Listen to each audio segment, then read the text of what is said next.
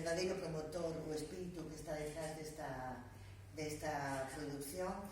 Nos atendemos, como non podía ser de outro xeito, a este convite cheos de ilusión, de algún xeito devolvendo todo o que na nosa trayectoria significa o noso vencello co barco de Valdeorras. É un proxecto ilusionante, é un xeito maravilloso de recuperar un autor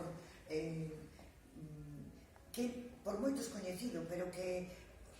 coñecido de nome, e para nós tamén foi unha oportunidade de redescubrilo máis aló desas dúas pezas como son La camisa ou A peituga da sardiña, que son pezas importantísimas dentro do que é a dramaturxia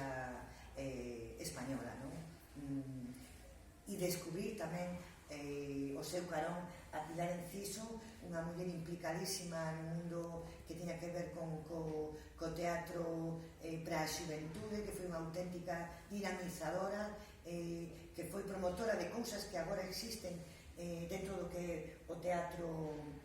do Estado, como asociacións para promover o teatro adicado á xuventude e naqueles tempos, non? De tanta precariedade, non? Estamos ilusionadísimos. Creemos que nesta versión recuperamos este texto, sendo moi fiéis tamén á biografía destas dúas persoas, tanto de Laura Olmo como de Pilar Enciso, tan comprometidas no social, tan comprometidas cos valores democráticos, porque un pouco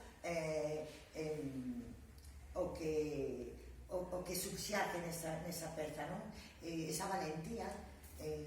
neste tardo franquismo, expoñer, crear un personaxe a raíz inspirado na Asamblea Xeral de La Fontaine, crear un personaxe como Leónidas o Grande, ese león, rei da selva, que ao mesmo tempo comportase como un auténtico tirán, e que representa indudablemente a ese Franco que estaba supostamente nas postrimerías, pero ainda podía facer moito dano, non? Expoñer dun xeito tan dinámico e con esa capacidade tanto literaria como de coñecemento da carpintería teatral, pois foi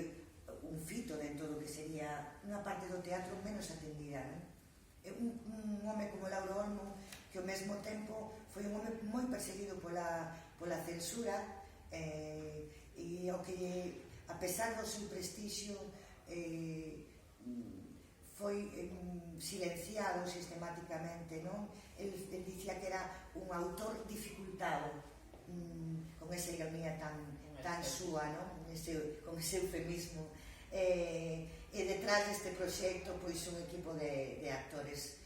maravillosos, como son Fernando da Costa, Fran Lareu, Elena Seijo, Isabel Agago, Héctor Martínez, un equipo que nos acompaña neste proxecto, no que está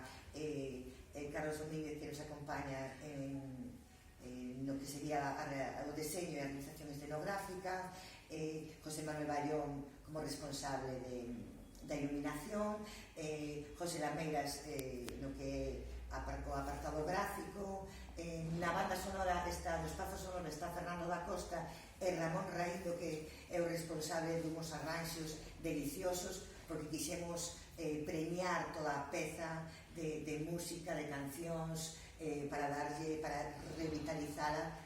traela ao noso tempo, e encantadísimos e con moitísimas ganas de testalo e de polo diálogo cos espectadores, que finalmente son os que nos van a dicir se